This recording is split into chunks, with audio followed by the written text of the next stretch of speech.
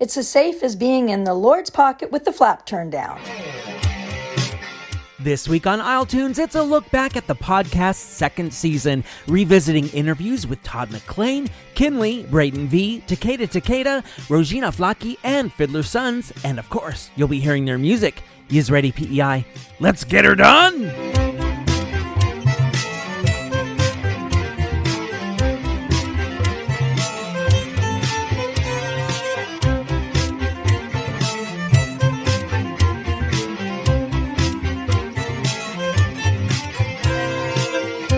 How's she going, Prince Edward Island? I'm your host, Adam Michael James, and you are listening to the May 29th, 2026 episode of the Music PEI Award-nominated isletunes. My teeth and I are back. True, dentistry has little to do with island music, except when I have to skip an episode to run down to Halifax to take care of the old chompers. One word, gentle listeners: floss. I personally hate flossing, but if I had done a better job of it, or any job of it decades ago, well, I wouldn't have had to skip an episode now, would I? So, including this one, we've got 5 episodes left to this here season 3, and ooh, doggies, are we gonna end it on a banger. June 23rd at 7 p.m., the infamous Trailside Music Hall in downtown Charlottetown will host isletunes season finale live, and this lineup isn't even complete, and it's already absolutely unmissable. Scott Parsons, Nico Romero from La Funk and the Souche, rapper Jay Diss, and hello, Richard Wood, heard of him? And there's still a couple of ladies who will be added to the festivities. It's all to support the Cooper Institute, which, among other things, advocates for democracy and human rights here on PEI. Need as much of that as we can get right now, don't we? That's June 23rd at 7 p.m. at the Trailside. Tickets will go on sale soon, so keep your eyes on isletunes' Facebook and Instagram pages for the link that will hook you up. If you gotta end a season, you gotta do it right. Did I mention it's for democracy? All right, then. In the meantime, in this lead up to this live season finale episode, yes, there will still be episodes with newer music, but to get back on track from having missed last week, how about this retrospective of the show's season 2, throwing back to PEI musicians I got to sit down and chat with then. Their music will be added in too. Is this not a music show? I think it is. Now, I couldn't decide on the order, so when all else fails, go alphabetical. This fellow came to the island from Guelph, Ontario, and he arrived as a fan of the more emotive aspects of rap. Anybody can boast about crystal and expensive cars in a rhyme, but it takes a little more know-how and courage to be emotive in them. That's how BraedenV likes to approach the genre, and as December 2024 started, he had just released his then-new CD, Neon Nights, which functioned as an exploration of the highs and lows of performing and the music business in general, laying the challenges of personal relationships over top of it. He raps, he sings, he DJs, he produces. He's BraedenV, and he's the topic of this first isletunes Flashback. Yo, isletuners, I'm here to bring you a shining diamond in the crown of the PEI rap scene. He's multiple Music PEI nominated, and he doesn't just bust out rhymes. He's also a singer, a DJ, and a producer. A little over a year ago, he dropped his album Good Life, and he's already back with a new EP, Neon Nights, which just came out October 28th. Who else could be sitting for the mics in the iTunes studios, otherwise known as my basement, but BraedenV, and the V stands for Vuck Yeah. I went there. Mr. V, it is awesome to have you here, and, you know, especially since we've been talking about doing this for a while. Yeah, we have, yeah. In fact, I might have been one of the first people you spoke to when you started. I might be wrong about this, but you were very early on when we spoke. Yeah, I think you were. I think you were. That's cool. So you pretty much hit the ground running when you landed with your first single in 2020, and you've been hella prolific these last 4 years. When were you first attracted to rap as a genre, and when did you decide you wanted to record in that genre yourself? Oh, it's a good question. I would say it's kind of a two-step answer. So I first really fell in love with rapping and hip-hop when in about year 2000, which would have been like when Eminem was huge, obviously. But for me, it was Linkin Park, Mike Shinoda from Linkin Park, the rapper guy. His rap verses I've always felt were emotive, and that for me was what grabbed me. A lot of rap in general doesn't grab me emotionally. Maybe the content sometimes goes. Like, it's cool for parties, cool for this, cool for driving and feeling cool or whatever. But as far as like, oh my gosh, I feel something, like this resonates. That was the first rap that really made me go like, oh, there's something to this style of music, right? And then years later, 2010, so a decade later, a rapper named Bob put out a record called The Adventures of Bobby Ray.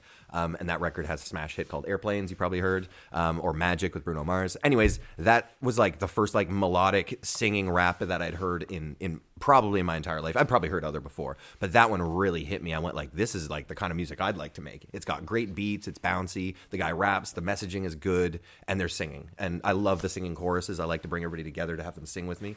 So that was like really what got me interested in rap. And then another 10 years later, 2020, which You is like weird. the zeros. Yeah, apparently I'm a decades guy. 2020, I'm sitting in my house, lockdown, nothing to do. Decided I wanted to finally commit to making some music because I'd said for years to people, oh, I'd love to, never have the time, blah, blah, blah, procrastinating. Finally had, put up or shut up. I had nothing else to do. So I got sick of Call of Duty. I started playing some music and, making some beats or whatever. And pretty much from there, yeah, like you said, I hit the ground running. Once I released my first single, it was off to the races, nonstop since. No, I was reading a Guardian article from around that time when you started coming up, and you had spoken about how you struggled with depression in high school, and I feel you, both in high school and beyond it. Yeah. I know you featured on one of Explicit tracks about mental illness. I haven't yet heard your full catalog, but do you find yourself exploring the topic in your own work? Yeah, absolutely. And sometimes it's a bit more like, I would say vague or like a reference to a mental health issue rather than maybe the whole song being about it. Sure. On my new record in particular, I have a song called I'm Not There, and that song is 100%, well, I shouldn't say 100%, but a large portion of the theme of the song is about mental health. The term I'm Not There is literally referencing like derealization, which is, I don't know if you've heard the term. Essentially, it's a mental... I shouldn't say mental illness, but it's like a condition that usually comes with depression where you kind of feel like you're not part of your body. It's like you're playing life in third person or something. You know what I mean? I have had that sometimes. It's common for most people to experience it at many times. If it's more common to the point where you feel like your body may not be real, that's when it starts being a strange. You know what I mean? Because it's one thing to feel like you're kind of like a bit out of it or in a dream state or in an altered state of consciousness. Derealization is a lot of like, none of this is real. This is all dream world. It's a very strange kind of like you're checked out almost. It's like you're checked out. It's like it's hard to care. It's hard to. So and I've experienced this in the past, not as much recently because in the last few years I've really done a lot of work to try and be present. I think with our technology, our cell phones, and all these distractions we have, it's so easy to not be present in the moment. That's certainly true. And I think that exacerbated the issue for me. So I think for me, a big part of it is just trying to center yourself in the moment. Don't worry about all this other stuff. My thing is like just be here in the moment and then worry about that whenever it's coming. And that's helped me a lot. I'm having a convo with gender blending singer-rapper BraedenV here on iTunes. What are your overall thoughts about the rap hip-hop scene in PEI? Like, what do you think is really cool about it, and what, in your opinion, could use some work? That's a fun question, and there's a lot of ways to answer it. One thing I've really liked about the hip-hop scene here is how a lot of people are supportive of one another. Now, in hip-hop, you get a lot of solo artists, so a lot of people want to be the guy or the, you know what I mean? They want to be the star.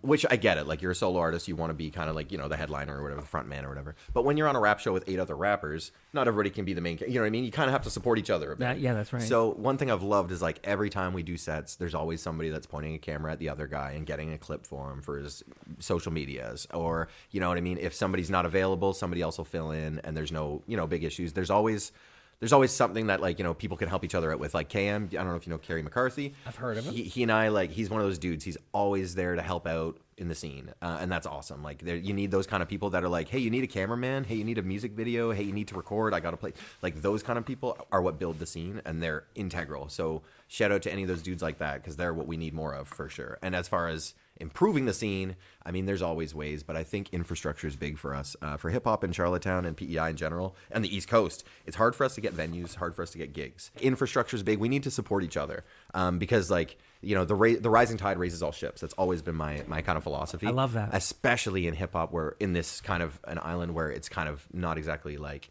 championed. We need to champion it for ourselves and show the community around it that, like, hey, we're a positive group. We're not going to come ruin your place. It's not even up to the rappers. It's up to the venues to be willing to take the risks. It's frustrating. There's a lot of difficulties. Yeah. Let's work on that, PEI, huh? Yeah. Let's do that. Let's get some real hip hop. Let's going get some on real here. hop, Yeah. like your new album.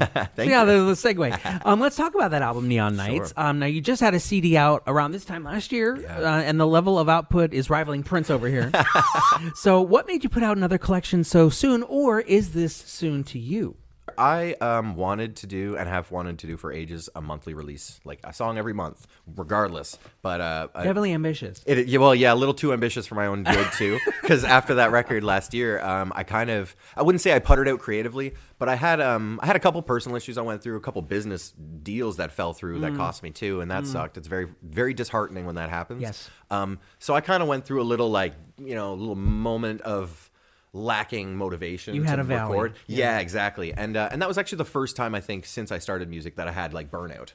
But after a couple months, I was kind of sitting around and doing some writing here and there. Nothing committal. Like I was like writing a little bit here and then like I don't really like it. Writing a bit here. No, I'm not happy with it. So I was really struggling to just like write something that made me feel confident. Like I wanted to be excited to put out. As I was writing the record, I was like, I wanted there to be. This was a big issue I had during this record too. Every time I'd go down to write a song, I would be like, the song has to do well on TikTok. The chorus has to be crazy. The rap verses have to be super intricate. I have to do You're putting all these expectations on yourself. And, Yeah. oh my God, it was like trying to craft the perfect song that nobody can craft. You know what I mean? You need a team of people to make the song that way. And even you know what I mean? starting off with, well, how many streams is it going to get is not a good place to start Exactly. creating anything, Yes, let alone, 100%. And what I realized was I was maybe attacking the problem from a place of ego. And I had to take that away. Yeah, I've never done that. Yeah, I was too worried about the outcome, or not even the outcome, but what people would think when they heard it. And that I really had to get over. You have to be happy with the art yourself first, and that will attract the right 100%. people who want to hear it or read it or whatever it is. Yeah, and I think with Neon Nights, I've found myself, by the time it's finished, which is now, you know what I mean, it's finally in a place I'm like, yes, people can listen to it, and this is great.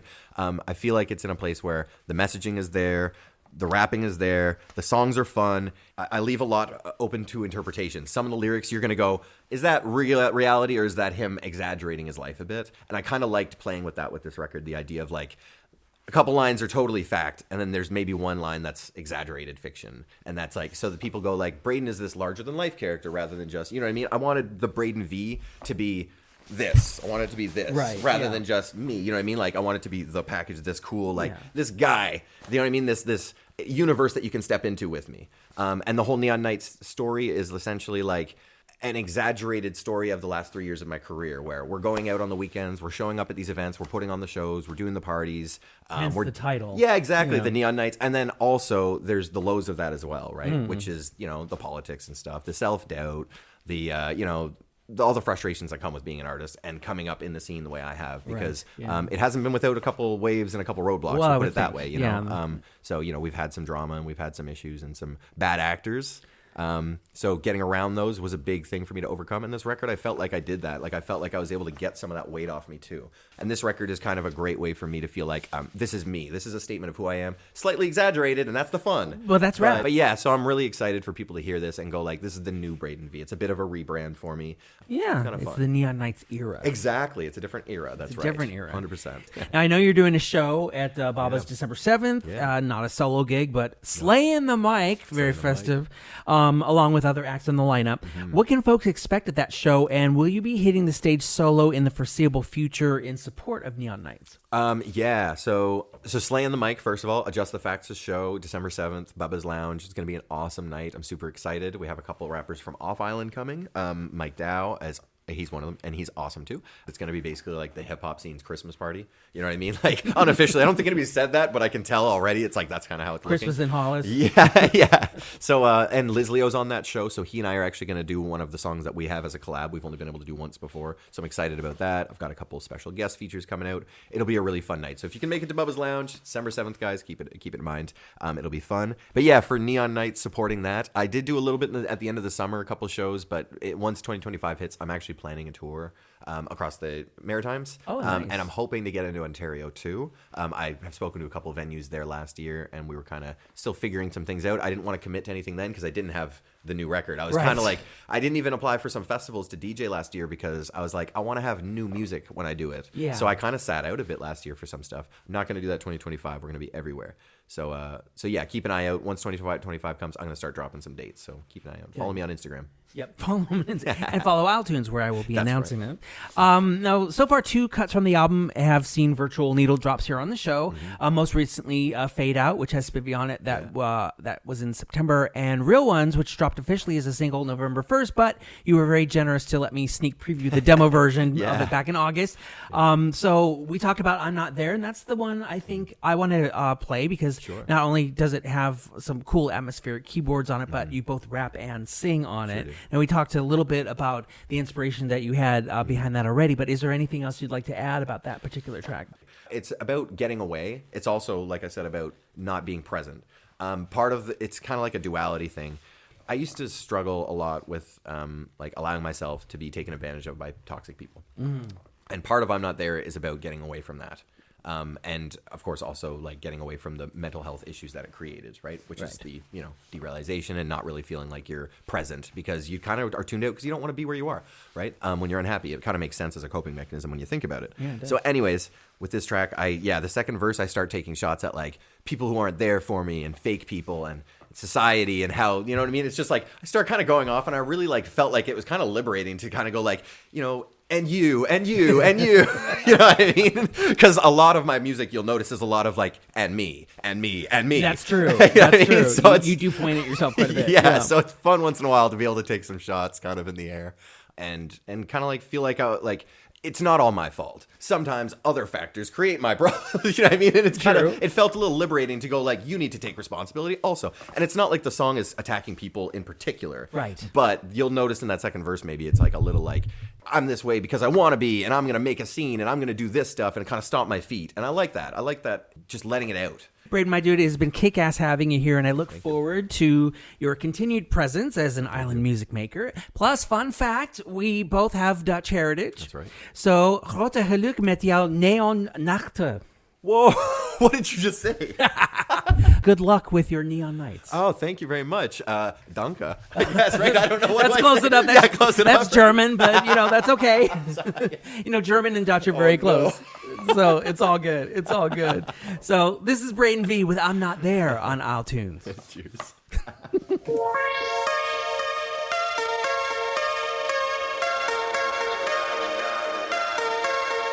I don't care anymore what they think. I'm not there anymore. I'll be gone in a blink. I don't care anymore what they think. I was standing at the edge above the waves, black as ink. I'm not there anymore. No, I'm not scared anymore. 'Cause I'm not there anymore.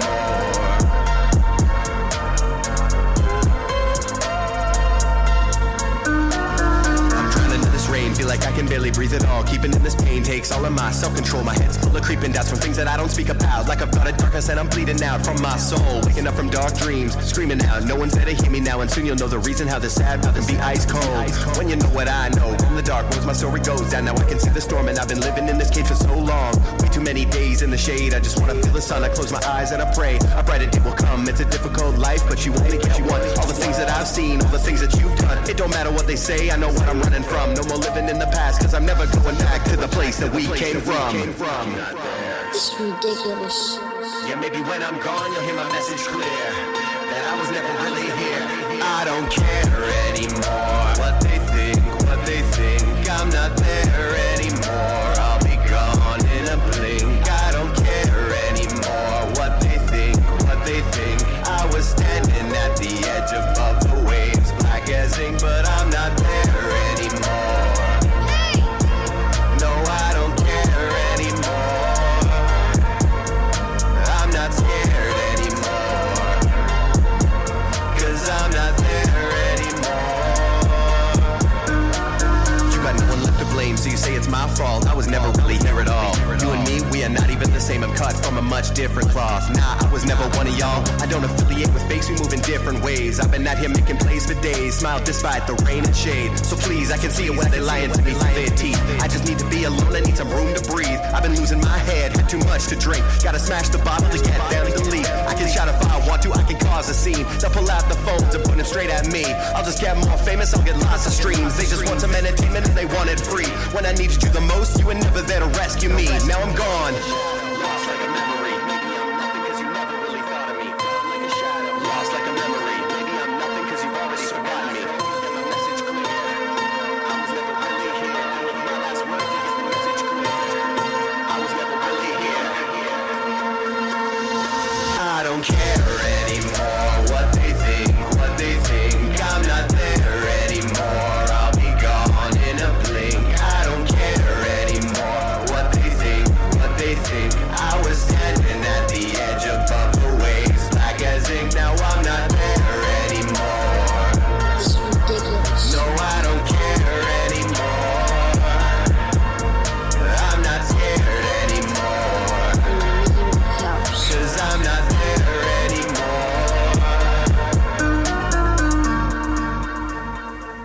BraedenV on isletunes with his 2024 track I'm Not Here, which caps off his album Neon Nights. As he mentioned in the interview, the song does delve into mental health and feeling disconnected from your body, hence not being here. We have COVID to thank for Mr. V's start, as it was in 2020 he began recording. There hasn't been a follow-up to Neon Nights yet, but 6 years in, if I know him, he's working on one as we speak. Fiddlers Sons is not a group you could accuse of false advertising. After all, their core members had fathers who were indeed fiddlers. In the case of John Webster, it was his dad Jackie. For Garth Matthews, who passed away in 2016, it was Pop Ed Matthews. The glue that seems to hold the act together is Eddy Quinn, son of Merlin.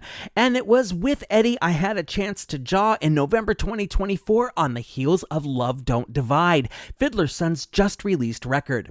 Over the years, Sheila McKenzie, Maria McDougall, and Courtney Hogan Chandler all took to stages with the band. Most recently, it's Keelan Wedge, but Eddy has been there from the beginning, and he shared with me the origins of an ensemble that at this point is as much of PEI's definition as Potatoes and Anne Shirley.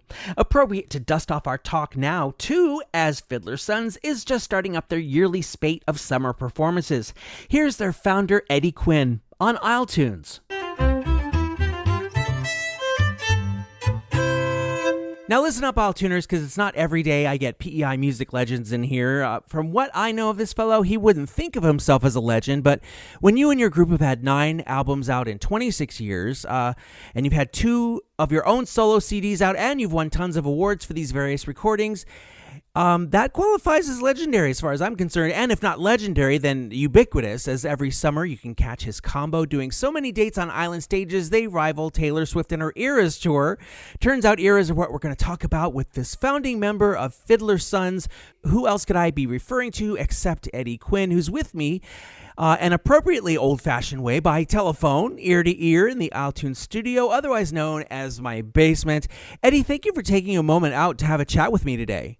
Thank you very much for calling and having a little interest in our CD, buddy. I'm just hoping that I'm not going to bore your listeners to tears. Oh, I don't think so somehow. Congratulations on the release of the new Fiddlers Sons album, by the way. That's, of course, Love Don't Divide, which came out in July. And believe me, we're going to get to that. But before we do, what we're going to do right here is go back, way back into time. I'm sure most Islanders know the story of how Fiddlers Sons got together.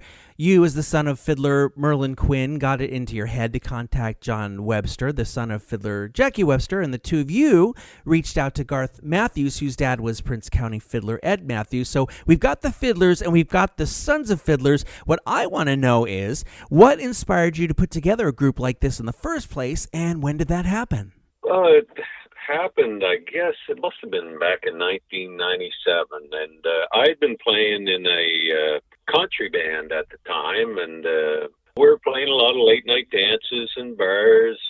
Myron's was the popular club on Kent Street back in those days. But I'd always had an interest in Prince Edward Island folk music. Of course, lots of folk music growing up. My dad was a fiddle player, and we had lots of music in the house, and lots of neighbor parties that turned into sing songs or old fashioned kitchen parties.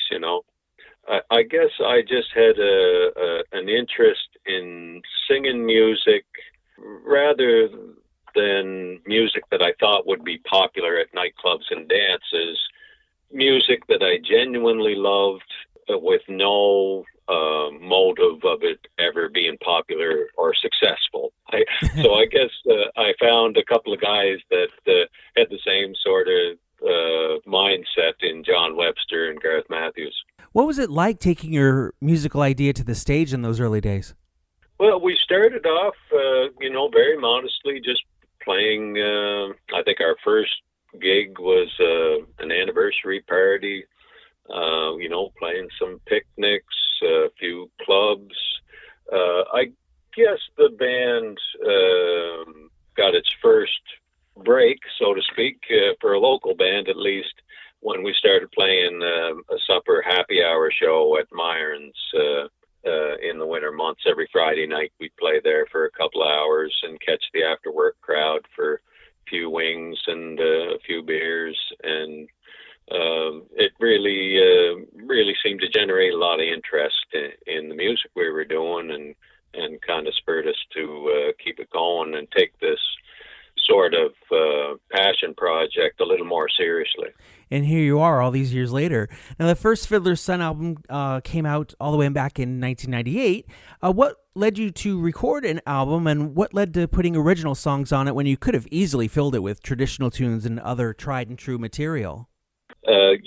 John Webster and I and Gareth very much are proud Islanders and love Prince Edward Island culture, and wanted to start kind of celebrating the life of everyday Islanders in our songs. So John wrote a few songs that we started performing live, and they seemed to be very well received.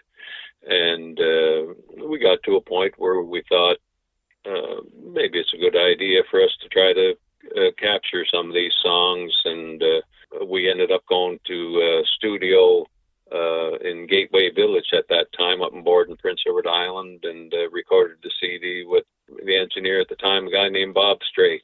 And that was how that first CD came together. And that sort of thinking just seemed to keep going and maybe snowballing a little bit in terms of the Fiddlers Sons musical direction.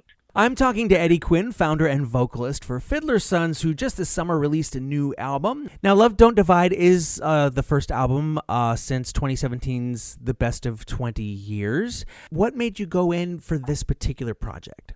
Well, John Webster and I are the principal songwriters of the group, and we'd both written a handful of songs, and we had been performing them on stage with our bandmate Keelan Wedge, mostly as a trio in recent years. And the songs seemed to be touching a chord with people, and we noticed more so that a lot of our songs had sort of a theme of family kind of running in a line through most of the songs. Maybe that was kind of a sentimental side to the songs, and a reason that we wanted to capture them. There's songs that John Webster wrote in tribute to his own family, a song that was inspired by ghost stories that his grandfather, the legendary late fiddler Jack Webster, used to tell to him, after the Saturday night hockey games. And I wrote a song about my family on there as well. That sort of spurred us to get in, and I think in years to come, I'm hoping that maybe some of our family members will enjoy listening back to some of these songs. Oh, I'm sure they will, and given the heritage of your group, some of your family members might end up in the group at some point. I understand that you have some outside contributors on this album. Shane Pendergast is one of them. Who are the others, and have you always brought other artists in to your recording process, or was this something new for this record? Yes, we always did include other island artists on our past CDs. A lot of musicians kind of guest played on a lot of our past albums, whereas this one, it is mostly just John Webster, Keelan Wedge, and I. But on this particular album, we've got a song that I co-wrote with Alan Betts from 9 Mile Creek. Folks might recognize Alan. Back in the day, he used to play in a band called Kickin' Country, and now he continues to perform with the group Tipperback, and they're an excellent band, and he's an excellent songwriter. Also, a gentleman from Prince County up in Tignish by the name of Blair Goody contributed a couple of songs to this record, and just a real fan of his, as well as young Shane Pendergast from Takeda. There's a young artist that I think everybody should keep their eyes on, because I think he's going places. And of course, there's Love Don't Divide. I love that it's both a general reminder writ large of, something that society really needs to be reminded of right about now. But it also seems specific to a personal situation of yours, as you hinted at before. I've picked up on that correctly, right? Yes, well, you can let me tell you the story behind that song, because it is quite a personal one. And a story about love probably wouldn't go astray these days for sure. But my partner, Marlene, and I, we adopted 2 little girls a little over 5 years ago now, Lilia and Emma. And I should probably qualify that story by saying before the girls came along, I was a bachelor for a very long time. And a lot of my friends were a little concerned how I might all of a sudden handle the adjustment of living with 3 small women, as I like to call them. So I was getting advice, hand over fist, and everybody was a little bit worried about me, except for one particular friend. Her name is Rolanda. And she just said to me, Eddy, don't worry. Love don't divide. It multiplies. And the whole time I was thinking to myself, well, I wasn't top of the math class at Montague High School either, but in spite of that, things seemed to be adding up just fine. And I took that little piece of her advice and sort of wrote the song about my own family situation around that line. Love don't divide. It multiplies. I love that line. That's my favorite line of the song, because it's really profound in its simplicity. And again, it's something we all need reminding of in this crazy world we find ourselves in of late. Here's to the success of Love Don't Divide, and may Fiddlers Sons go on recording another 26 years. All the best, brother. I heard 'em call me dad. I thought it was a dream. I woke up feeling glad that things are what they seem. I used to live alone. Luck changed my destiny, 'cause now I have my own ready-made family.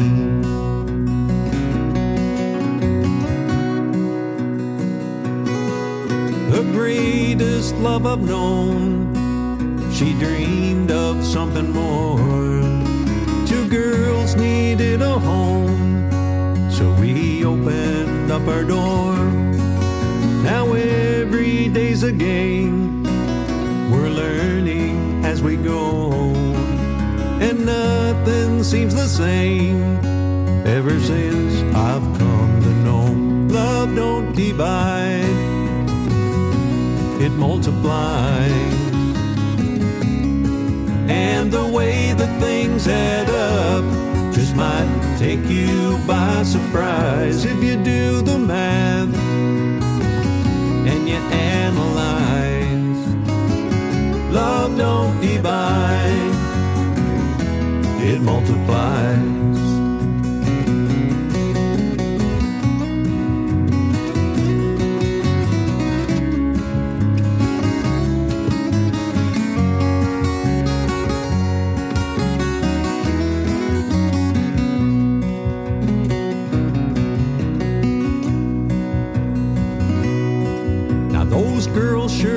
a mess, then get on my last nerve, then bring me happiness I really don't deserve.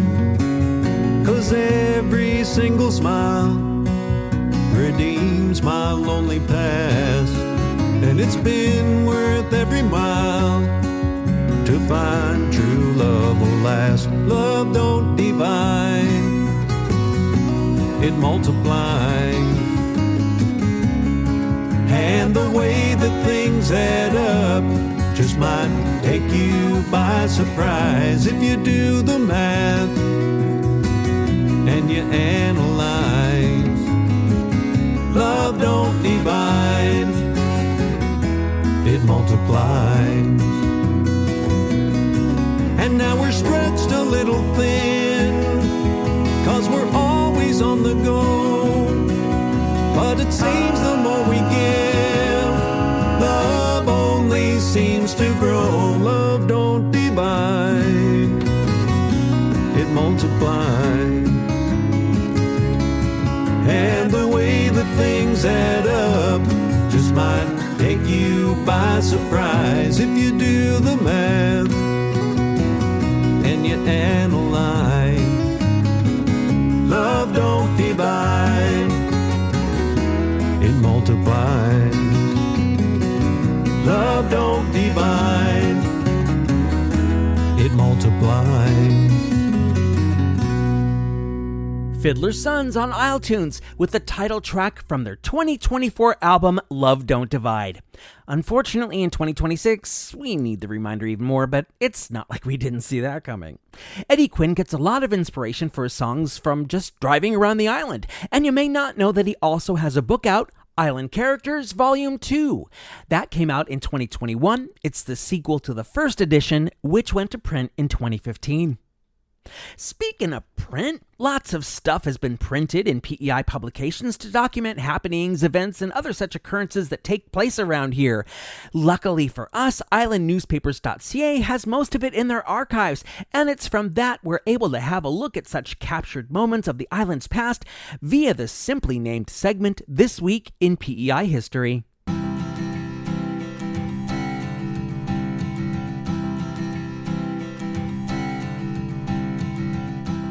June 1st, 1927, the Charlottetown Guardian reported that the annual meeting of the Prince Edward Island Hospital was held at St. Paul's Hall and generated a good attendance.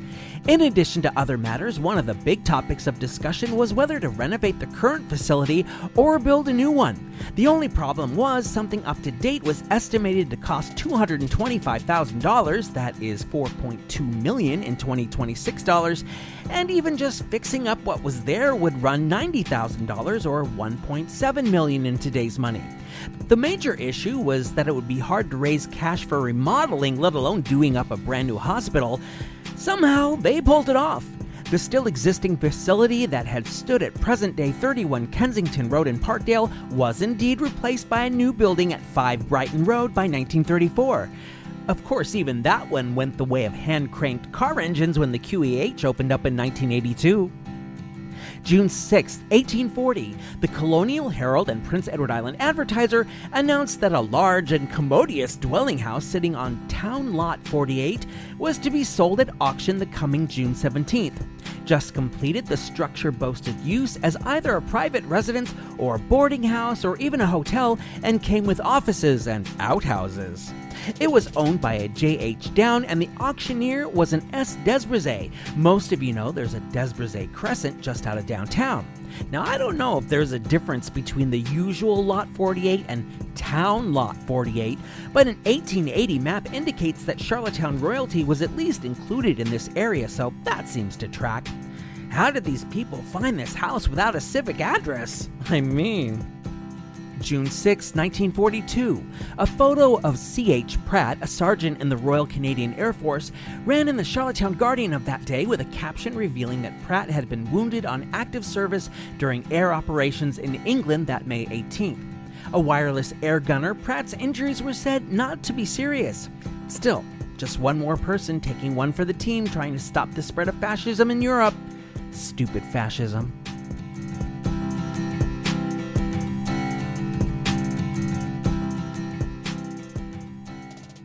We are in the middle of covering some of the interview highlights of Season 2 of isletunes. For anyone not in the know, this is currently the tail end of Season 3.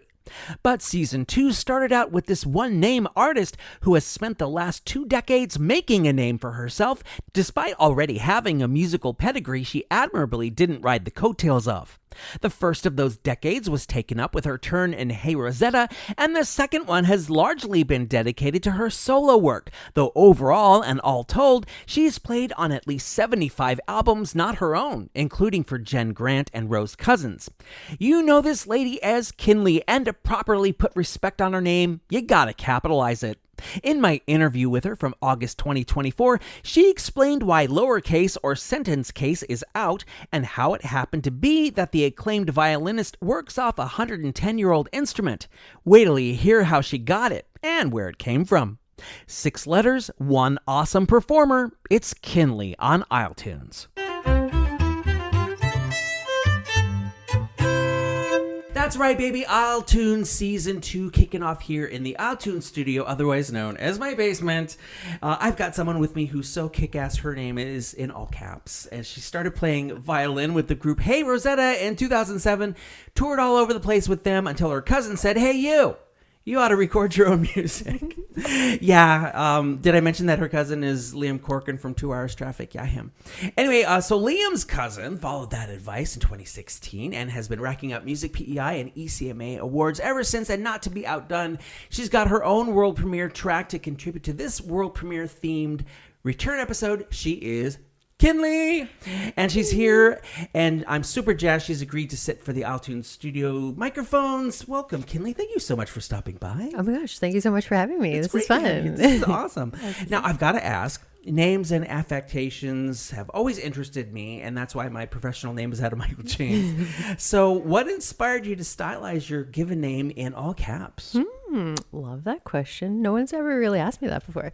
Well, my name is KINLEY, and it came from my mom's maiden name was McKinley, so she just took off the MAC. So nice. McKinley. Side note, I wasn't named for like a few days. I was like, you had 9 months to figure this out. But anyways, and I was always just like the tallest kid in my class, but I was always like kind of trying to shrink to fit in. So then I was finally like, you know what?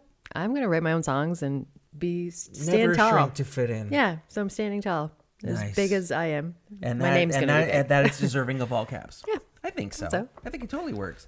As I mentioned in the intro, you come from quite the musical pedigree around here. How else does one describe having Liam Corcoran as a cousin? And of course, your dad is famous drummer Alan Dowling. Now, it would have been easy to follow in such footsteps, and some people do that kind of thing. But how did you find your own groove? And was it a purposeful decision to set yourself apart, or did that just come naturally? Well, growing up, yeah, you're right. My dad is like an amazing, when I was growing up, he was mostly playing a lot of jazz.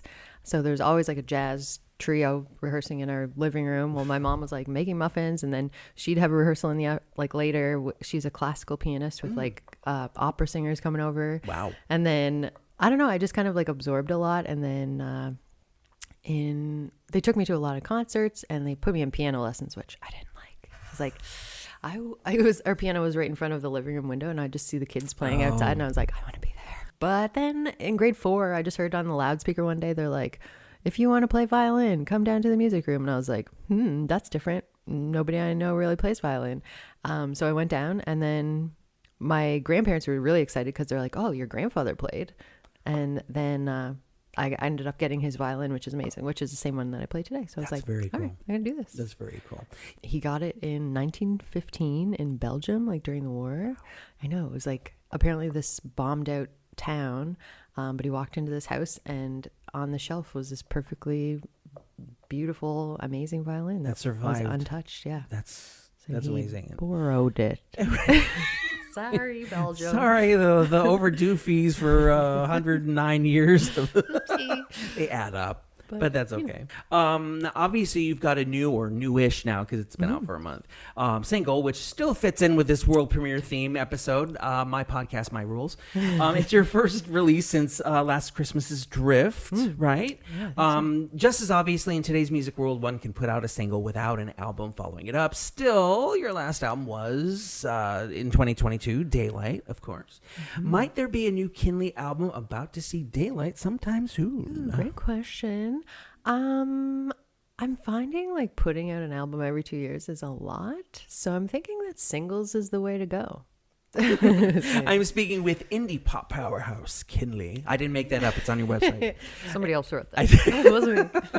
You do also host open mic nights at Baba's Lounge on Wednesdays. Now, if someone wants to avail themselves of said microphones, how does someone do it? And what's this I heard about a 7-minute limit? How does that work? Ooh, it's true. Is there a clock? A trap we door? actually if you go did over? have this like big Hollywood clock, but then the guy that was letting us use it was like, I'm going to sell it. We got to take it back. I was like, all right. So now I'm like asking people, I was like, please use your internal clock for 7 minutes, also known as 2 songs. But it's so fun. I guess it's been like probably 2.5 years ago I started. My friend Ryan Abdallah, who owns Baba's, was like, just asked me, he's like, I want to like change open mic up. I want to start it again, but I want like new singer songwriters to like test out their material, or like total pros to come like work on stuff, or like whatever.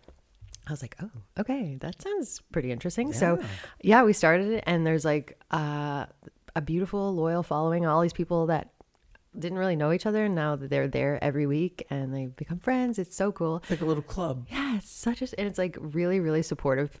Everyone's like super lovely, and there's always like new people dropping in every week. You never know what's going to happen. Like a couple weeks ago, there was this Romanian trio that just showed up. They're like, hey, we're just in town. Somebody told us to come up. We're like, yeah, it was wild. Last week, Irish Mython showed up, played some tunes. I was like, friggin' right. But we do have a 7-minute limit because there's just so many people that want to perform, which is awesome. Yeah, you got to be fair. Yeah, and it goes from 9 till midnight, and it costs $7, cheapest show in town. $7, 7 minutes. Exactly, $1 a minute. And if you perform, you get a free drink from the bar. And there's everything. It's not just music. There's poetry, interpretive dance. Oh, that's cool. Like, comedy. There's everything. Anything. It's the very open mic. I like it. Yep. I like it a lot. I like it a lot too. You should go see that. Switching gears, you've blazed a trail here on PEI as a women's rights advocate. And Cosmos knows the way the world has been going, we need as many advocates for women as possible. I get the sense that the sensibility worked its way into your newest song, which we're about to play, Marrying Me. Have I sensed correctly? Yes. Well, I kind of became an accidental advocate for women when I released my song Microphone, like on my first album in 2016. Microphone was played in schools, right? As Yeah, it part still of, is, which is so cool. It's a grade 9 health class, so they learn about consent, and gender norms, and just like, it's so cool. There was this whole committee that formed, and because they were like, oh, we need to change the curriculum and like update it because it's been a while. So it's so cool that they study my song and the music video and like all the different parts about it, and like really take it all apart and like realize like what's going on in the world, how you're, and like the bystander rules, and like everything about sexual assault, which is so important. And I wish we had it when I was in school, but it's the thing that I'm most proud of in my whole career. I'm like, wow, I can't believe this is in the schools. This is power of music. Yeah, it's so cool. I've listened to Marrying Me, and I think that did kind of carry over. Right, There's definite empowerment, whether you're a woman or not, but I mean, it's there. I live by like 3 churches, and there's just like constantly church bells going off. And I play violin and viola, so I've been playing at weddings for like years and years, like hundreds of weddings. And I was just like, man, I always thought that I would be married by now. 41, aka 101. Just kidding. Age 55. Yeah, right. Still ain't done it myself. Well, may I encourage you to marry yourself, because it's so hot right now. Yeah. And you save so much on the wedding. Exactly. The divorce is quite cheap. It's true. Yeah. This is true. So I was just like irreconcilable differences with yourself. It's just not going well. It's not where I wanted. It's not me, it's me. Yeah, exactly. I love that. I just like always had this like beautiful vision of like what marriage was, but really it was just like the dress, the party, and then, but to be honest, like I still think marriage is beautiful because I think it's just gorgeous, the idea of like one person being like, I'm going to commit to you for the rest of their lives. Like, I love you that much. I'm like, oh, that's beautiful.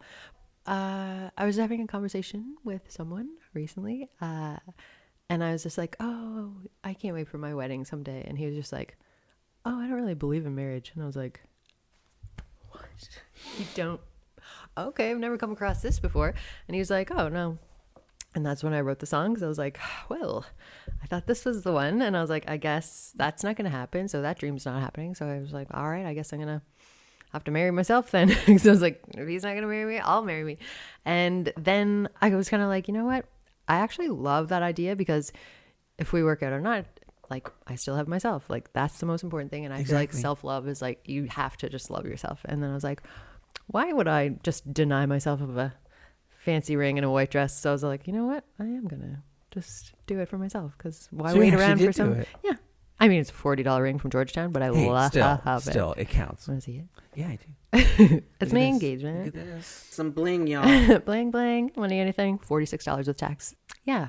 Marrying me. Choosing myself. And I got so many messages from people that were like, you know what? This is a song that I needed right now, because, you know, loving yourself is the most important thing in life. And they're like, why wouldn't we marry ourselves? I'm certainly grooving on the new song because of the clear 80s influence, and they're in the synths, of course. Hello, 80s kid. Yes, me but too. as you guys are about to hear, paramours may come and go, but as Kinley said, the one relationship you're always going to have is the one you have with yourself. So make it a damn good one. Mm-hmm. Kinley, this basement is empowered just by you being here. I love it here. It truly is. Hit your caps lock, everybody, because this artist and her new song is so worth it. This is Kinley with Marrying Me right here on the decidedly all lowercase isletunes. You're not the only one that gets to do styling points around here, okay? Kinley, I'm so grateful you came for a chat, and it sounds corny, but this really is an honor. Thanks so much for inviting me. Like, I think what you're doing is incredible, and like, I'm so happy that you're doing it, and like, sharing island musicians' music. It's really doesn't happen. So that's why I wanted to do it. Yeah. Marrying me on Kinley. Let me try that again. Welcome to my show. Everywhere I go, bells start to ring, and I'm ready to dive in and show you how I feel. I want you to love me and share everything, but I guess you don't feel the same, so I'm marrying me. Yeah, you think you wrote, you think you know just how I feel, 'cause you sense a lot and feel it all, but this feels too real, 'cause I've been sketching up the sweetheart neckline since I was a teen. Ooh, love, it's my favorite daydream. It's not all about the white dress, the photo session, the diamond ring. It's all about the love song, not what went wrong or what could have been. You say forever just ain't a thing. Well, I guess I got my answer. I'm marrying me.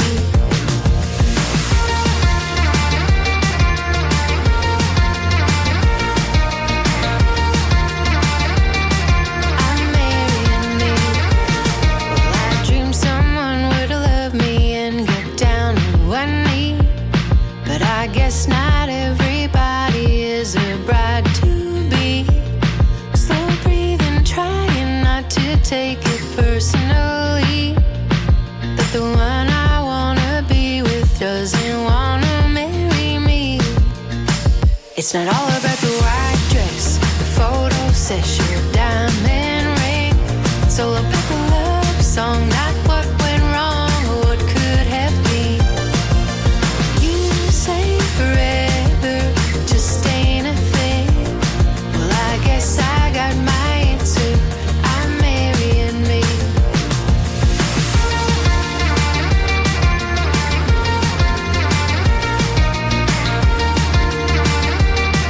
I'm marrying me. It's not all about the white dress, the photo session, or diamond ring. It's all about the love song, not what went wrong or what could have been. And you say forever just ain't a thing.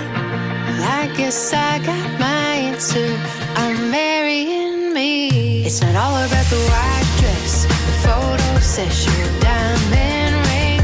It's all about the love song, not what went wrong or what could have been. You say forever just ain't a thing. Well, I guess I got my answer. I'm marrying me.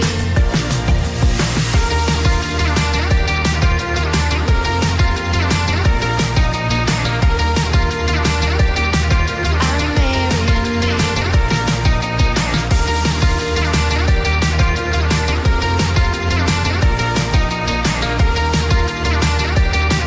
I'm marrying me.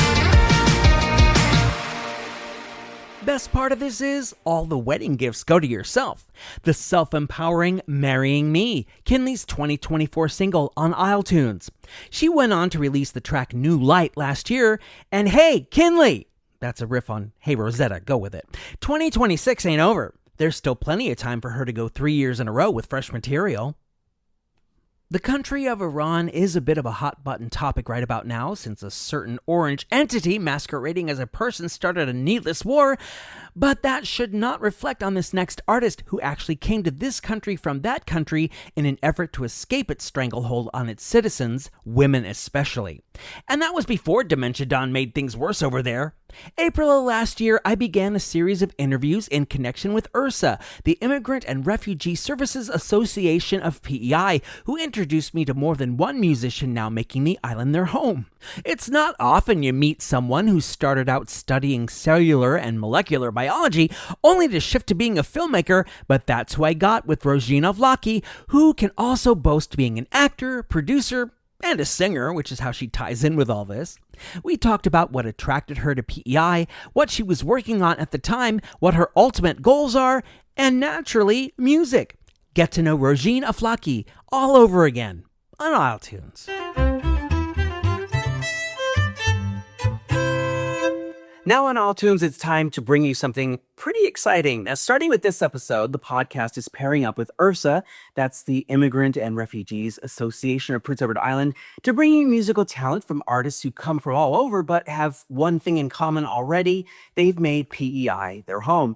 First, I'd like to acknowledge Hai Nguyen, who, as part of IRSA, is the event coordinator for the Diverse City Festival, a series of multicultural events featuring music and dance that the island has had every year since 2007. Now, this year there will be 7 stops in locations across the province, from Alberton to Three Rivers. That starts June 22nd, and as such, Hai has his ear to the ground in terms of shining a spotlight on new and established artists who have brought their talents to the island. Now, we're going to shine that spotlight now on a young lady who has already done more than a lot of folks twice her age. After earning her bachelor's in cellular and molecular biology, she turned her attention to filmmaking and has gotten her work into festivals in her home country. She's been a director and a producer and tackled pretty much every other job related to the film industry, including acting. She has connected with Film PEI, in case you're wondering. Now, of course, the focus of isletunes is music, and my guest will not disappoint you in that regard. She's versed in both guitar and piano, and she's a terrific vocalist as well. For only the second time since starting up this show, I am not coming to you from the isletunes studio, otherwise known as my basement. I am here at the offices of IRSA in downtown Charlottetown with Rojin Aflaki. Rojin, it's great to meet you. I really appreciate your taking a moment to talk with me today. Thank you. It's great to meet you as well. And the audience, Mike. Oh, well, A pleasure. it's great for me too. So I understand that you're from Shiraz in Iran. When did you come to PEI, and what went into your decision to make the island your home? Well, actually, we came here like less than a year ago. It was like in June. And the thing that really attracted us here was the quietness and calmness, because everything in Iran was chaotic before we immigrated. So we really needed a fresh start, rather the opposite of what we had. Yeah, this is definitely a good place to get a start. Yeah. And again, you're right, it is very peaceful and quiet. Yeah. Studying molecules and cells is not exactly the easiest of topics in academia, yet you majored in it. Now, you could have easily established a career in one or both of those fields, but how did you end up making the switch to filmmaking? Well, actually, since I was a kid, I used to always have art and school life. I used to study my studies, and in my spare times, I would rather have something artistic, like playing piano or learning guitar or drawing, things like that. But none of them were full enough. Right? I wanted something to be a combination of them all. And when I was going to university, I realized, okay, maybe I can't just continue studying without any art beside it. It would be too dull for me. So I was like, okay, I'm going to study my studies, but in the meantime, I would like to have something artistic beside it.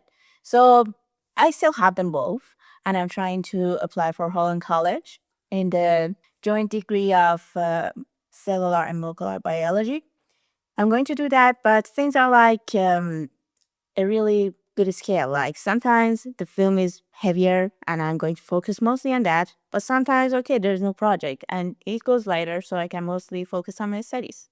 That's a good balance. That's a Yeah. good balance. Yeah, I think it's important, especially if you have an inclination toward both, Yeah. to do both. Well, actually, the thing is, I enjoy both of them, and that's what makes it doable. If it was like a work and I wanted to be so uptight to myself and so serious all the time, it wouldn't really work because it would be too serious and it wouldn't really be any time for living. But I'm living with those, so. Now, building on your successes in Iran, you've already gotten into Film PEI's Film Forward program. Yeah. What has it been like going through the program and meeting other filmmakers from both the island and from away like yourself? Well, actually, it's super cool, but most people are from the island. And telling you something funny, the first challenge I had in the first few meetings, I was like so quiet. I was just listening to understand what they're saying. Yeah, so everyone was like, "Are you okay? Everything good?" I was like, "Yeah, I'm just trying to understand what you're saying." But my English is not that bad. No, not at all. It just took me a while to get familiarized with the accent. Yes. But everything is super cool. Everyone is so nice and friendly. And not gonna deny, people there in Iran, especially in this industry, are cruel. They are not friendly at all. So sometimes when I see how people react and how they are helping, well, it just gets me shocked. I'm like, are you serious? But it's a nice shock, though. Yeah, it's in a good way. Yeah, it is. So what are you working on at Film PEI? Well, I'm having this project in Film Forward. I'm the writer and director, and I'm working with Al McDonald. Oh, yeah. Yes. Yep. I worked with Al last year in a short film of his, actually. Yeah, cool. Yeah, he was in it last year as a writer producer. That's right. Yeah, the last ice boat. Yeah. Yep. So he's going to produce this year. It will be me and him, and we're going to go through this program with Rob and Simon and see what happens. Hopefully, we would have 4 beautiful projects in the end. Cool. I'm looking forward to that. Yeah. I'm speaking with Rojin Aflaki here on isletunes. Now, turning to music, I've seen you singing and playing piano and guitar online, which makes me wonder, have you ever considered scoring your own films if you haven't actually done that already? Well, actually, I don't really do that. Like, I'm mostly playing music for myself. But singing is more professional for me. Like, I would like to sing out loud, but I'm not confident enough to play piano or play guitar out loud. Sure. No, that makes that's total sense. For Yeah. me. Yeah. No, but it's good to know that you're looking to do more things with your singing because you have a terrific voice. I've listened Thank to you. you. It's clearly another one of your talents, given what I've heard online. How would you like to explore that part of yourself? Are you planning on recording some original music sometime soon? I would really like to do that, but back in Iran, I couldn't really have a shot about it because in Iran, women are not allowed to sing. Oh, of course. So I'm looking for some composers here, and I'm making my network here. So Good. hopefully I'll meet one soon. I was gonna say because there's tons of people here that love to collaborate with new people, and Yeah. you have this energy coming from a different place and everything, and there's so many. Hey, you guys, listen. She wants to work with you, okay? Yep. So let's make that happen. Let's totally make that happen because it totally seems like a natural next step to me. I'm enjoying pop music in Latin. Like, for example, my favorite singers are Adele and Sia and Rihanna. And you can just imagine like these that I'm kind of a fan of, pop Latin myself. And, those kind of songs that have a really high and a strong voice. Yes. Well, I think from what I've heard so far that suits your style. Thank you. Yeah. How about the diversity concerts this summer? I mean, I know you had said that you don't want to be singing and playing at the same time, but are you planning on performing at one of these diversity concerts, maybe with backup musicians? Well, I haven't met anyone yet, but if I do, yep, I would really appreciate that. It would quite change the mood rather than just me singing with the karaoke. Yeah, for sure, for sure. Again, you guys, June 22nd is the first concert, so let's get at it over and let's help Rojin out. Now that you're here on the island, what do you hope to accomplish both in music and, of course, with filmmaking? What's on your ultimate list? Well, like the ultimate in my list for a filmmaker, well, I think that it would be like the biggest dream of every filmmaker, the Oscars. Of course. Well, that would be the ultimate Well, yeah, that would be the ultimate. in filmmaking. You got to shoot for the stars. Yeah. You totally do. Well, I would rather mostly enjoy the moment and enjoy what I'm doing at the moment. But it doesn't mean that I am not dreaming big dreams. I would really like to dream big and go far as I can possibly go. But I don't want to just focus on that point, that high point, and ruin this moment because, when you're dreaming so big, you might lose this moment because you're never satisfied with what you have. You'll keep, compromising it. Yes. So I really like to live at the moment. But deep down inside, yeah, I got big dreams too. Of course you do. I knew you did. But you're right. It is very important to stay in the moment and not lose the experiences you're having in the present day. Again, that's a balance. Yeah. Just like your molecular biology and your filmmaking. Yeah. You got to have that balance. Rojin, I've very much enjoyed chatting with you, and I'm looking forward to seeing and hearing how you progress in PEI in the coming months and years. Thank you for the opportunity for letting us get to know you. No worries at all. And thank you for having me here. It was a pleasure, as you said.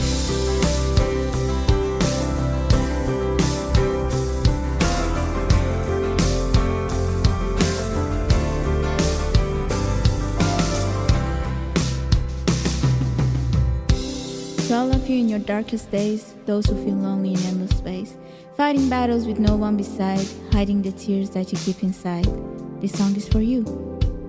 I know how it feels to be lost in the sky, wearing a smile when you just want to cry, when the weight of the world just bends your frame, when your feet ache the deepest and the night falls its heaviest. That's the moment you must run, the storm will come.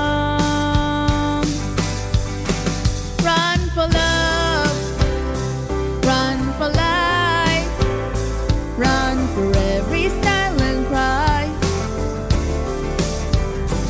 run for dreams, run for peace, chase through the sky. You don't know how high you can fly.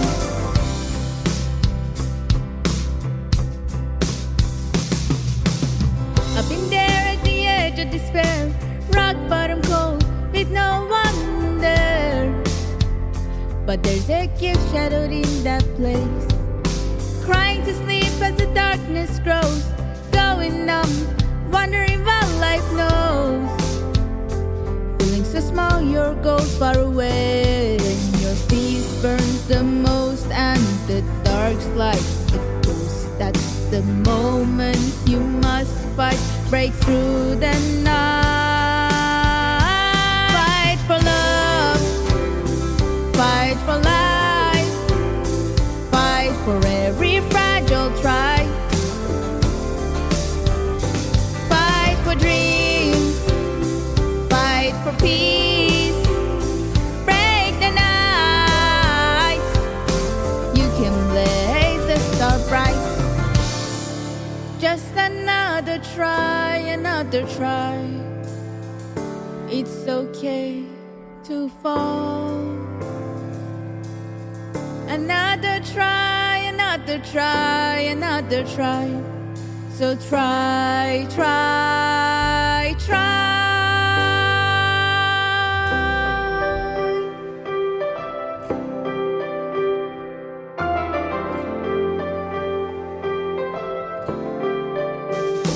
Run for love, run for life, run for every silent cry, fight for dreams, fight for peace, break the night. You can blaze the star bright. Rojin Aflaki on isletunes with the first fruition of her musical ambitions.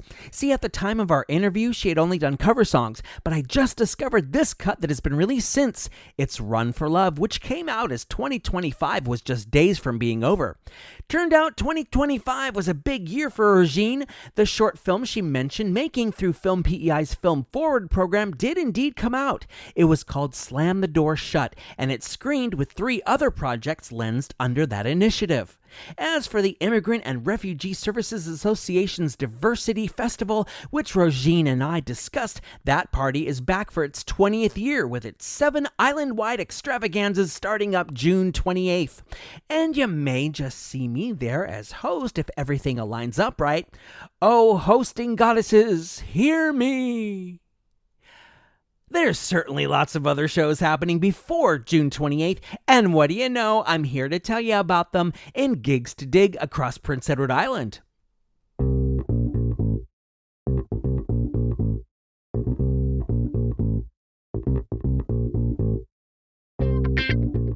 May 31st, Blue Streak and the Stiff Family are throwing a fundraiser concert at the Barn Floor in Crapo. June 4th, Mike Stratton is playing at Next Door Lounge. June 4th and 5th, it's the big show, Three Oaks Music, happening at Scott McCauley Performing Arts Center in Summerside. June 5th, Lady Soul plays at the Trailside Music Hall. Also on June 5th, Charlottetown Rural Popular Music Performance Dance While the World Shifts is happening at PEI Brewing Company in Charlottetown. June 5th, Stratton and Kays plays at Old Dublin Pub. June 5th, wow, it's a busy night.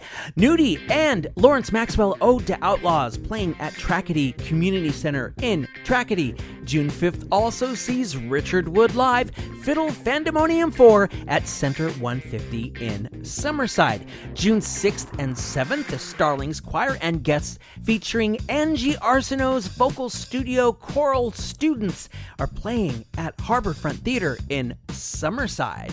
Also, June 6th is the beginning of the Come On In, an Island Kitchen Party show featuring Robbie Doherty and Pierce Clark. They will be playing at the Mac in Charlottetown on select dates through August 29th.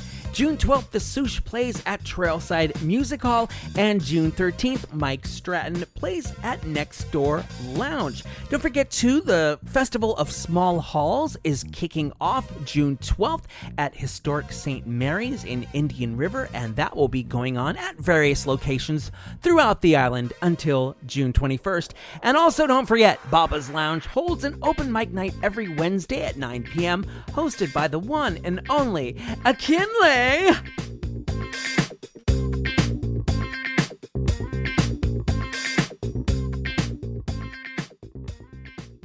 It isn't just the blending of musicians Josh Power, M. Peters, Al Boyd, and Aaron Turner that resulted in the band Takeda Takeda. It's that they themselves blend different sounds and genres to create their output, perfectly willing to try different things and fuse their individual influences into something uniquely them. If forced to define their recordings, they lean toward indie rock and a subgenre known as math rock, which features intricate rhythms, more complex song structures, and funky time signatures. Well, do the math, because all that adds up to Takeda Takeda, and I sat down to Zoom with them in October 2024 to talk about their increasing number of performances, the particulars of their evolving lineup, and the Japanese history that went into their name twice over. They're on isletunes.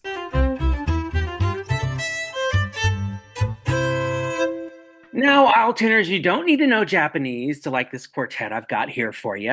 Not pigeonholing themselves in with one style, they like to run the gamut between indie and alt rock plus punk, new wave, jazz, funk, and math rock. That was a new one on me. True to this math, they added these genres and their expertise coming out of other bands to form Takeda Takeda. And through the magic of Zoom, I've got them here in the isletunes studio, also known as my basement. Welcome, everyone. Good to have you here. Konnichiwa. Hello. Ohayou gozaimasu. Thanks for having us. Thank you for being here. Before we dive in, why don't you all introduce yourselves and tell us who does what? Sure. My name is Aaron Turner, and I am the drummer in the band. And I'm Josh Power. I'm the vocalist slash guitarist in the band. And I'm M. Peters. I play lead guitar and some backing vocals. And I'm Al Boyd, and I play bass. Nice. So I looked up the word Takeda on Google Translate, and it didn't tell me anything as far as I could see. Takeda is at least a proper name. So how did you guys settle on the name, and what meaning does it have to you? Well, actually, it's in general pretty into history, and Japanese history also is a reoccurring interest of mine. And Takeda was actually the name of a clan in the Warring States period around like 1500s, 1600, early 1600s, and late 1400s, I think. But yeah, I was just looking into the history of it one day, and I thought, that's a cool name. And then I just thought, maybe I'll just have it repeated. And it does have a meaning, though. It does. Well, yeah, there's two ways, I guess, of spelling it in Japanese, and I think I could be slightly off, but one is kind of like I think bamboo field, and one's like military field, depending on the spelling. So we've got some Japanese stuff going on. I love that you don't limit yourselves to one genre, and that you're willing to incorporate elements of different genres to create your sound. So who have been your influences, and what continues to inspire you separately and together?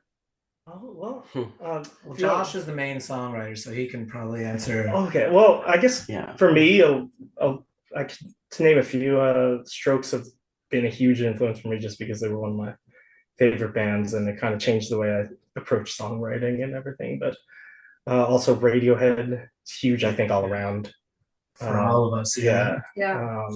Interpol is another big one for me specifically, but then there's the Vines, which have been a pretty big influence. The Hives, yeah. Stone Temple Pilots, Franz Ferdinand, Block Party, Arctic Monkeys, just a whole bunch of random assortment of bands. But maybe like think, oh, what if I try pulling in some ideas from like this band and then mixing it with this one and just see what happens. And so far, a lot of times it turned out well. So we all kind of have like our own individual different influences. So that, for sure. that kind of that main core idea that Josh brings to the table might, it'll morph once we all kind of add our own flavorings. Exactly.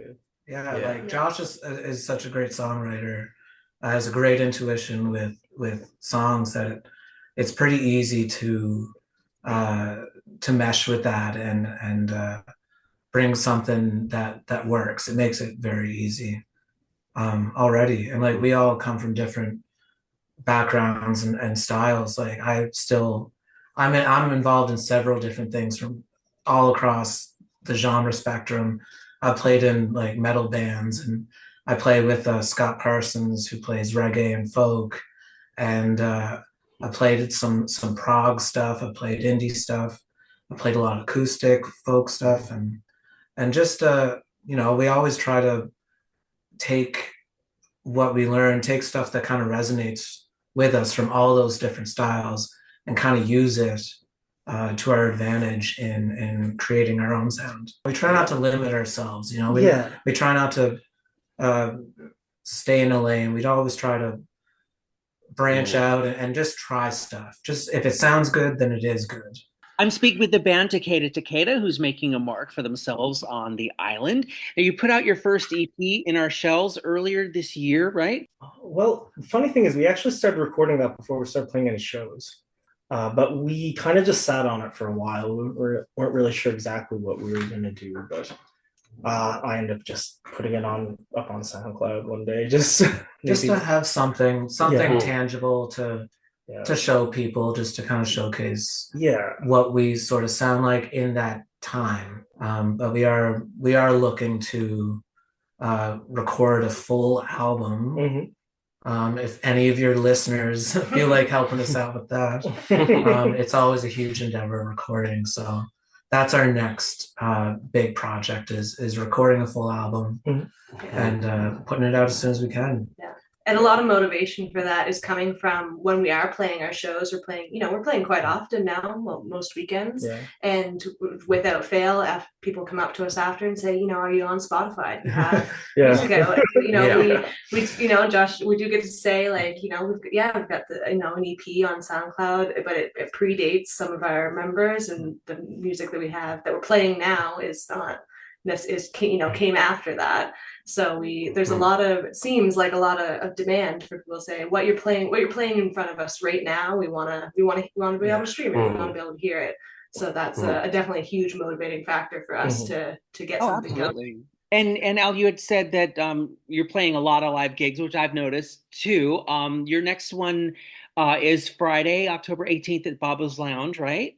Yeah. Aside from the fact that you're going to be sharing the stage with the Nova Scotia group West Ave, what can music lovers look forward to at this show from you guys? We get loud, we get fun, lots of energy. Yeah. Yeah. Just good old rock and roll music, rock show. Do you have other shows coming up for the rest of the year? Yeah, we do. Well, we're like I said, we're playing on the 18th with West Ave and Very Gary. Yeah. And then the following weekend, we're back at Baba's. The Devil's Punch Bowl, who's also going to be playing. And then also the following weekend, we are back at Baba's because we're playing a show with a band called He, She, They. We're there with them on November 2nd. Yeah. Yeah, I'm glad that you're so busy. And I'm going to propose that the English definition of Takeda be changed to awesome, because that's Takeda is twice over. And you're going to hear a song from them right now. So it's time we start turning Japanese on iTunes. Look it up. And thanks so much, you guys, for taking time out of getting ready for Friday's gig to yap with me. I look forward to hearing from more of you here in this field. Well, thank you. Thank you very much. Very much for having us on. Arigato, minasan. Arigato gozaimasu.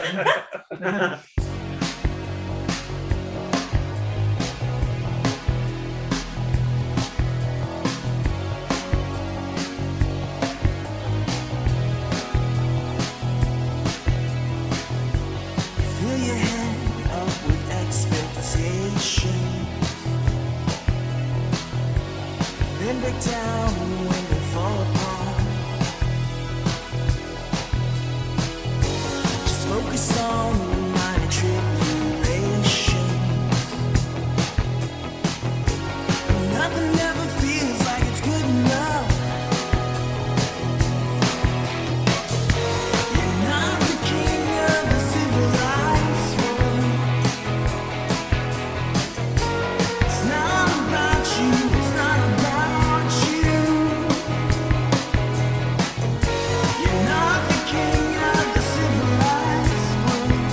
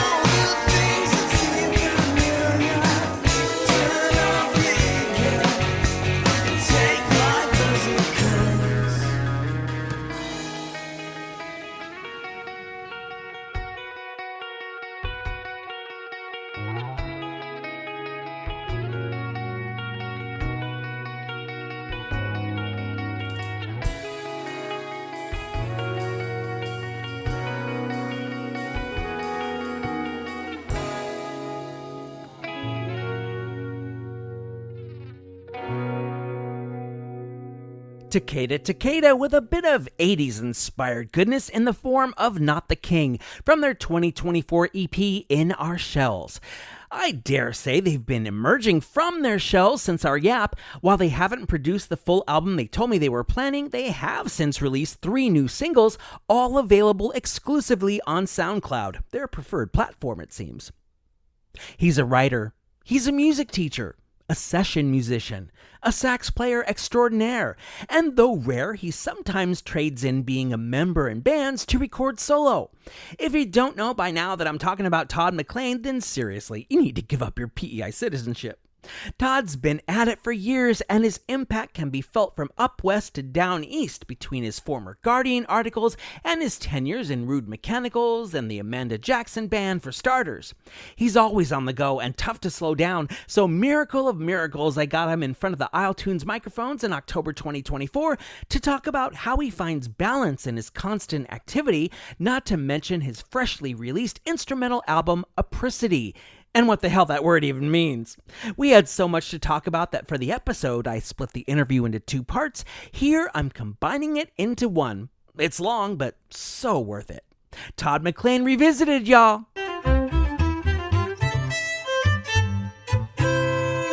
All right, Altuners, if you don't know who this guy is, you just might have been living under a potato the last couple of decades.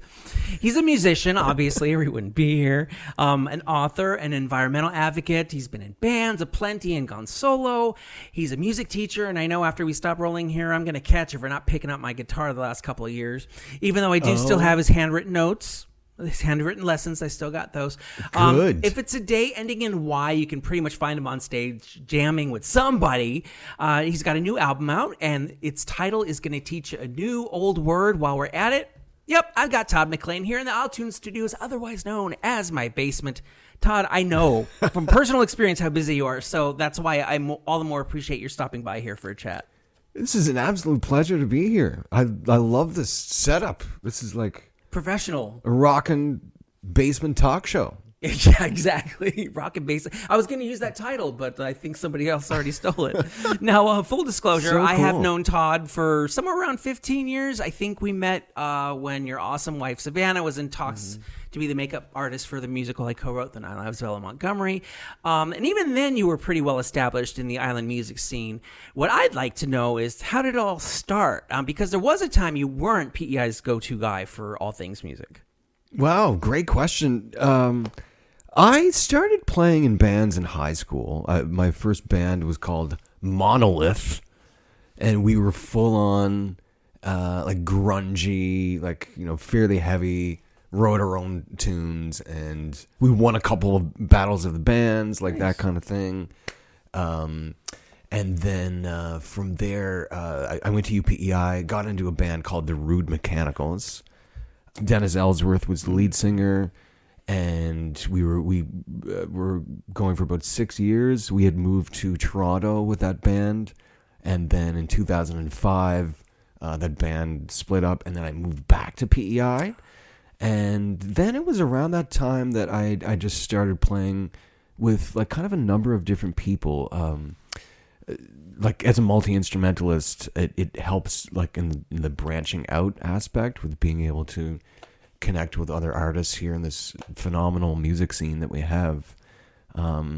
So yeah, as a saxophone player and keyboard player and guitarist, I was able to, just have the amazing opportunity to play with other awesome musicians. And it just kind of went from there. And like gratitude is always just abounding in me. Like we're just so fortunate here. And I know you talk about this frequently on this show, just the abundance of unbelievable music that's Isn't it here. amazing?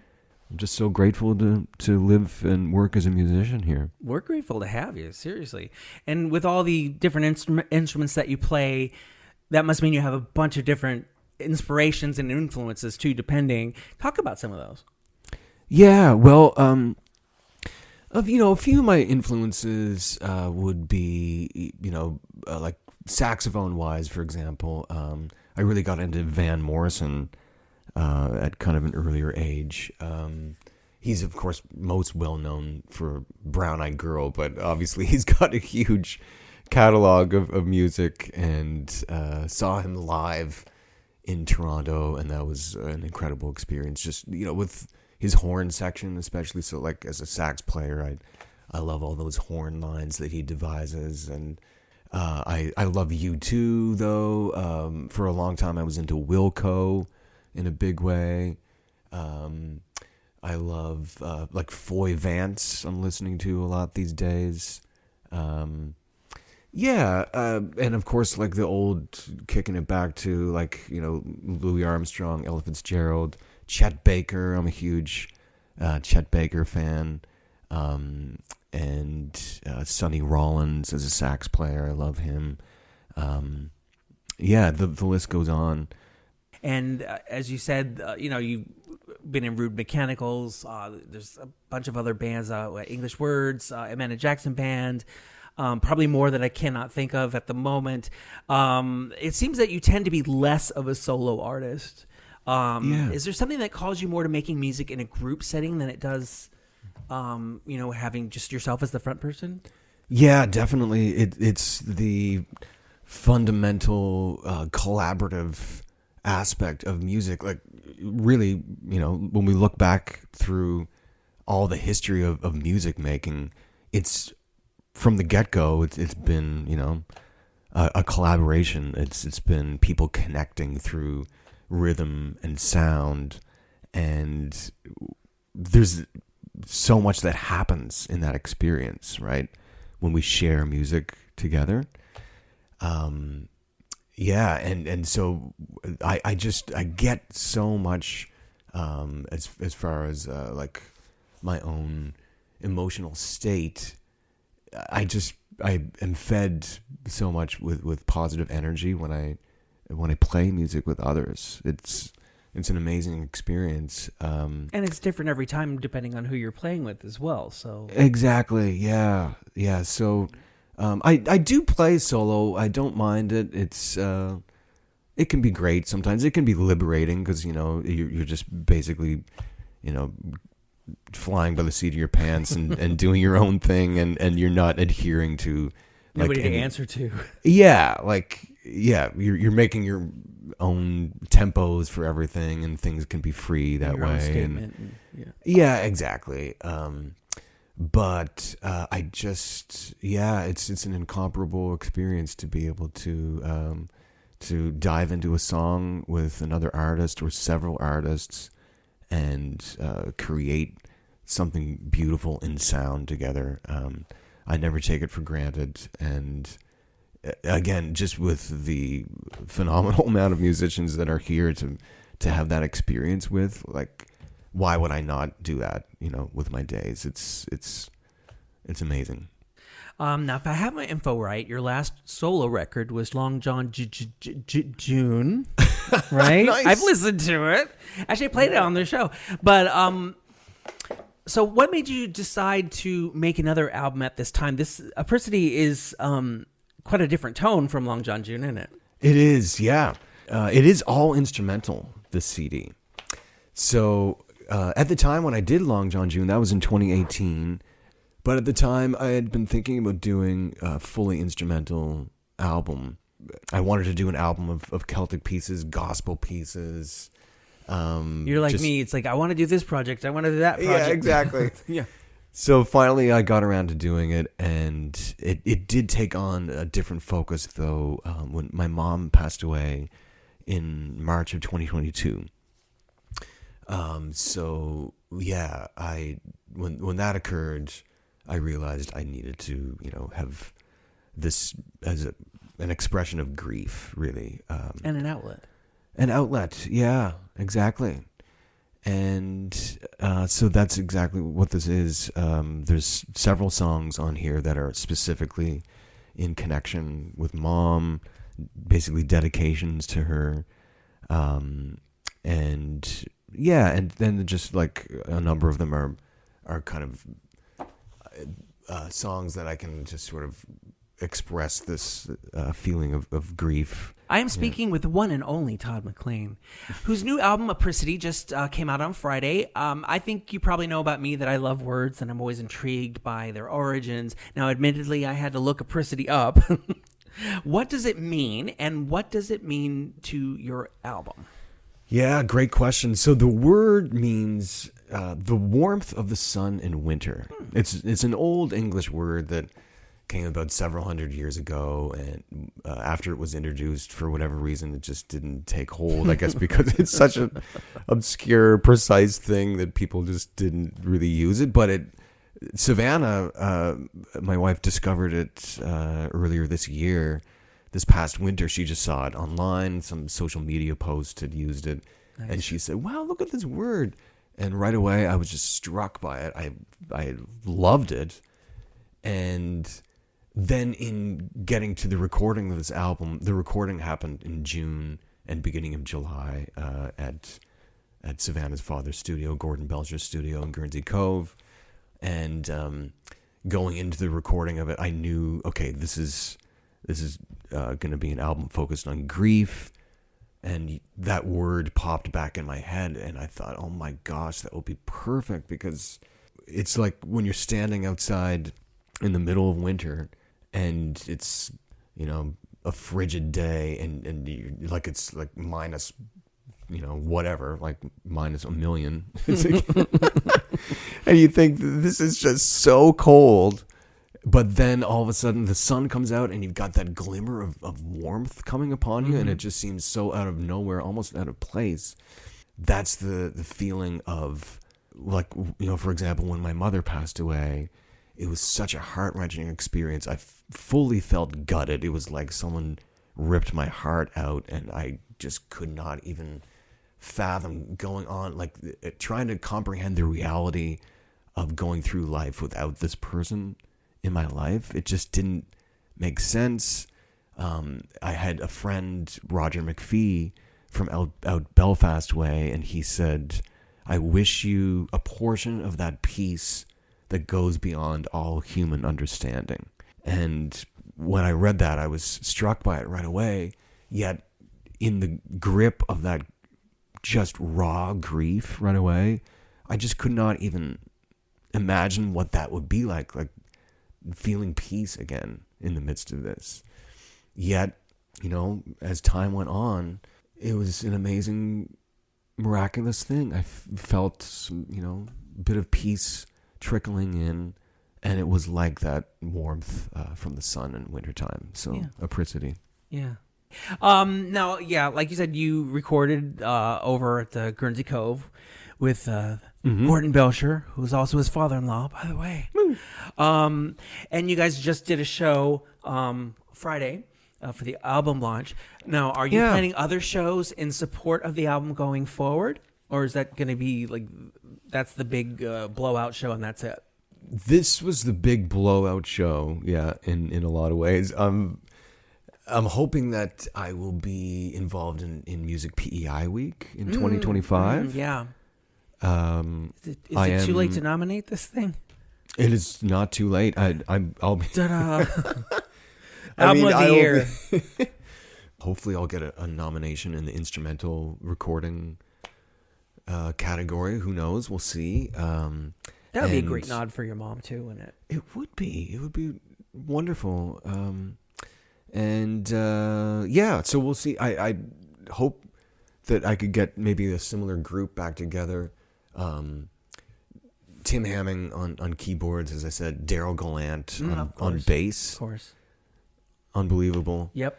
And Gordon on guitar, and then me on saxophone, and I play some piano as well as part of this. So hopefully, in 2025 we might do a show or two. I don't have anything else planned for this fall, as far as like another CD associated spring, event. But April, Apricity, you could. Yes, exactly. It's an Apricity April or something. I don't know. I'm just blue skying, but yeah, some way you could tie that together. Yes, exactly. I will be performing in 2 back-to-back nights on. This is November 8th and 9th at Salvador Dali Cafe.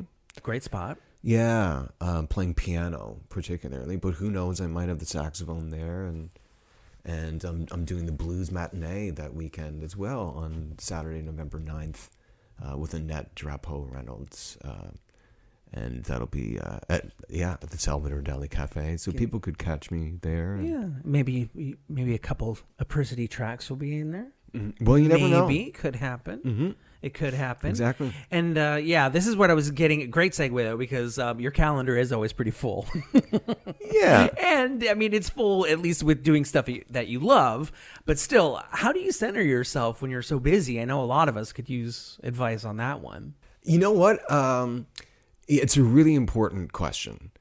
I think this is very important for any of us in this, go, go, go world. Like, we're always so to and fro everywhere, and everyone just seems to be so busy. So, like, a key thing for me is I actually need to have, like, a bunch of grounding moments on a day-to-day basis. Not bad. Yeah, so when I get up in the morning, I actually have, like, at least 2 or 3 just sort of, like, meditative moment things. I will, like, just sort of, like, ground myself in front of a window. Maybe I'll contemplate what I'm going to be doing through the day, and just think about, how am I going to make people's day better today in some way? And what can I do for my community, my local community, my global community on this day to bring some goodness to this world, and being grateful for this life that I have and this home that I have and the people that I have in my life, wishing beauty and goodness and health toward other people.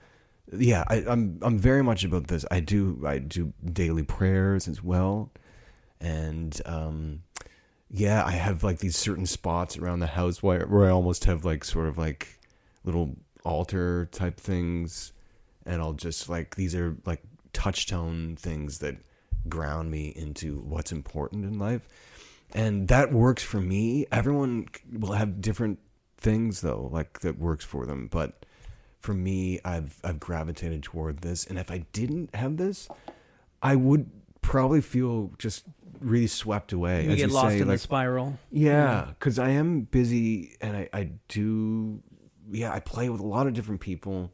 I have multiple different, like, streams of income. Like, a lot of people just have, their one job, right? And then that's how they make their you have income, side hustles upon side hustles. Yeah, but it's like all these different ways that it's the gig economy, right?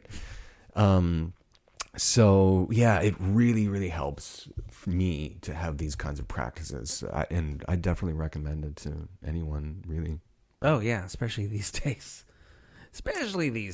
Yeah. Speaking of these days, your album's coming out. Now that was a terrible segue, but anyway, it would not be. This show would not be complete. It sort of worked. Not bad for off the cuff. Yeah. But this show would not be complete without, of course, playing something from your new album.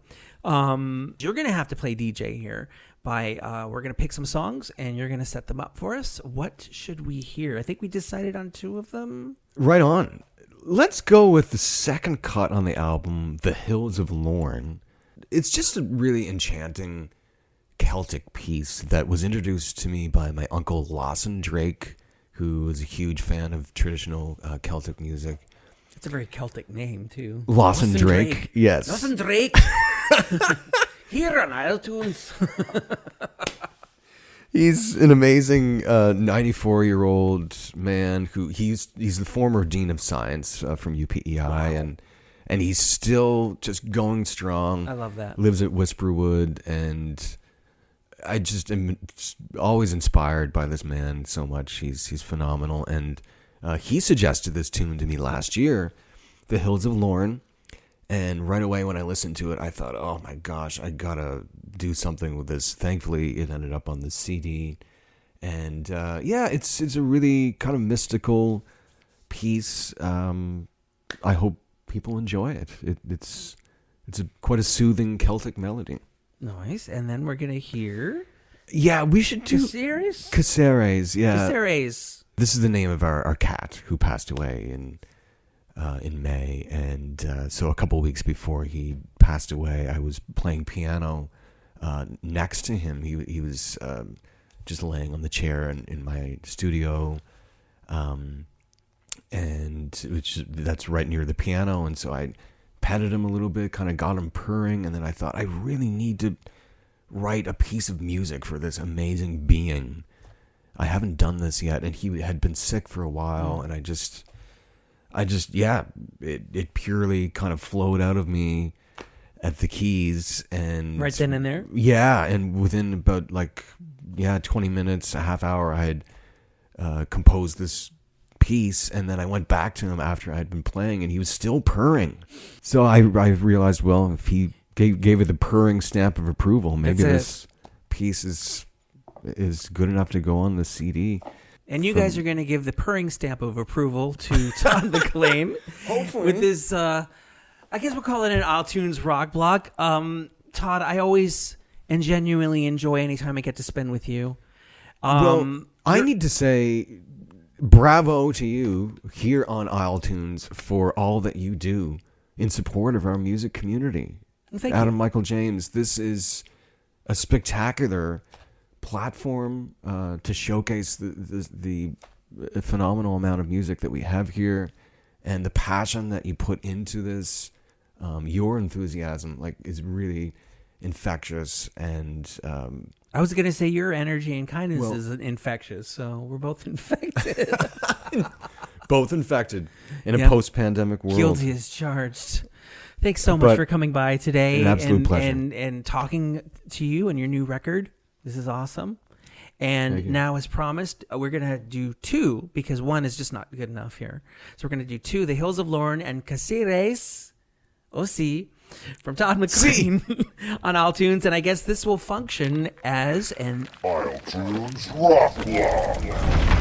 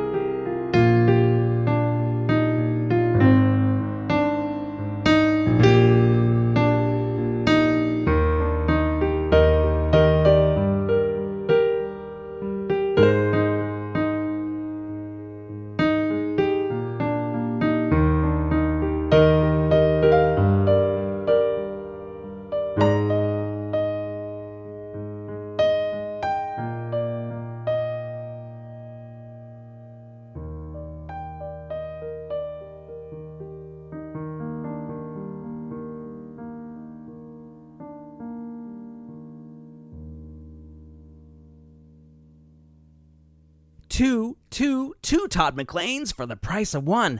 isletunes just brought you Caceres, his ode to his departed cat.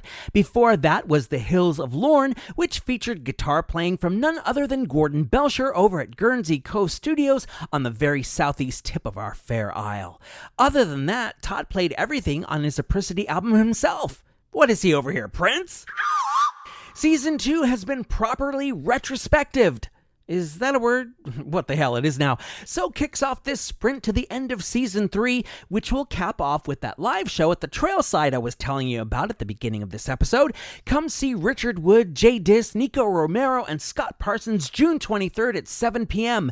They'll be playing and I'll be interviewing. Couple more acts still to be added, so monitor the isletunes socials for those whosoevers, and of course links to purchase tickets once that goes live on trailside.ca.